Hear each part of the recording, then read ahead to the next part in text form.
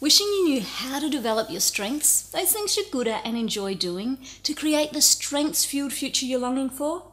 Let's see what the science suggests.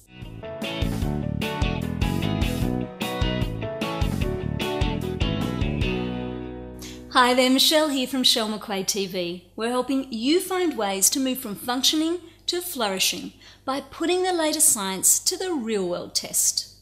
And with a growing interest around the world in how we might develop our strengths each day to improve our confidence, our well-being and bottom line outcomes at work, it's important to understand what it takes to turn your hopes into your reality.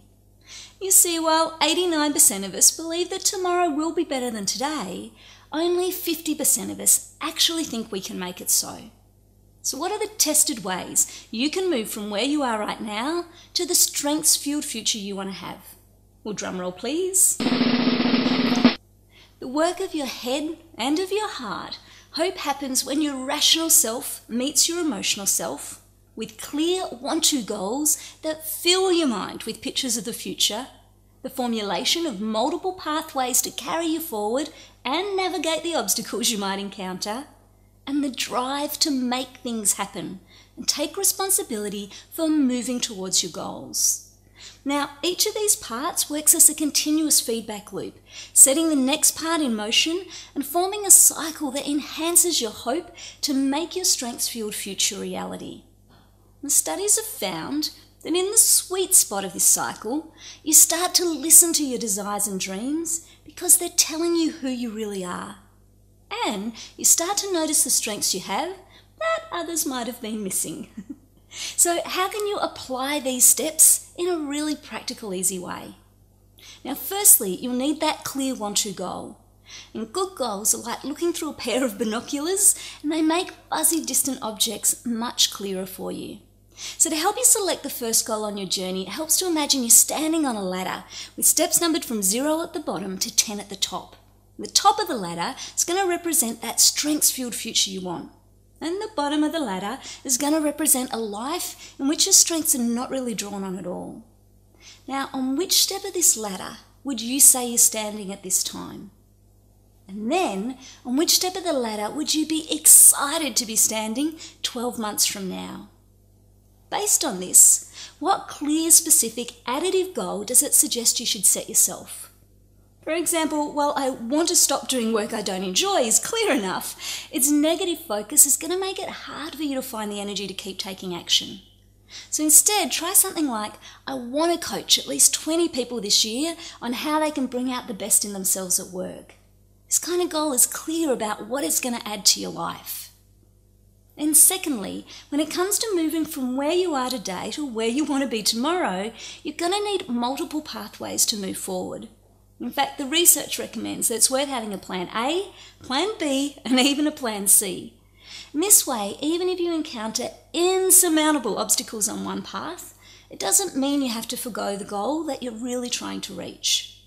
So if you're struggling to find pathways forward, try to quickly write down at least 6 endings, or as many as you can think of, to this sentence. I could use my strengths to get 5% closer to the goal I've set by ...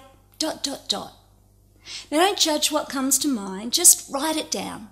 And then when you're done, go back and evaluate the answers and choose the pathways that you're most energised and excited about and have a reasonable degree of control over so that you can find your plan A, B and C. Then finally, while it helps to monitor your goals and celebrate your progress using online and smartphone apps like Goals on Track, Lift and Strides, maintaining your drive is going to be much easier with the support of others.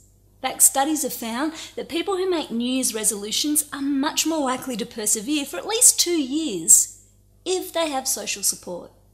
So if you can, find someone who's going to share your strengths development journey. Your colleagues, your boss, friends, family can help motivate you, offer positive feedback, and appreciate the efforts that you're making.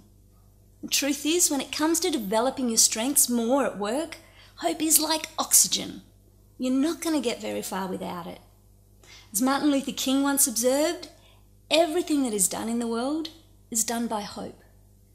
If you'd like more guidance, you'll find a playsheet below this video to help you map your strength development hopes onto a page from my new book, Your Strengths Blueprint. And if you want to take your first step towards realising your strengths-fueled future right now, then share this video with your family and friends, especially those who might be hoping for more from their work this year. And if you'd like more practical and playful ideas from the latest science of human flourishing, then be sure to subscribe or stop by michellemcquaid.com, leave your name and email address so you can hear all our news first.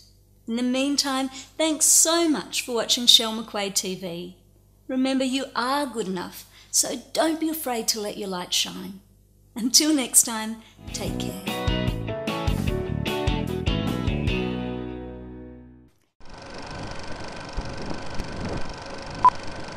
So at 2, you're using your strengths very occasionally at work. At 4, you're starting to use them at least once a month.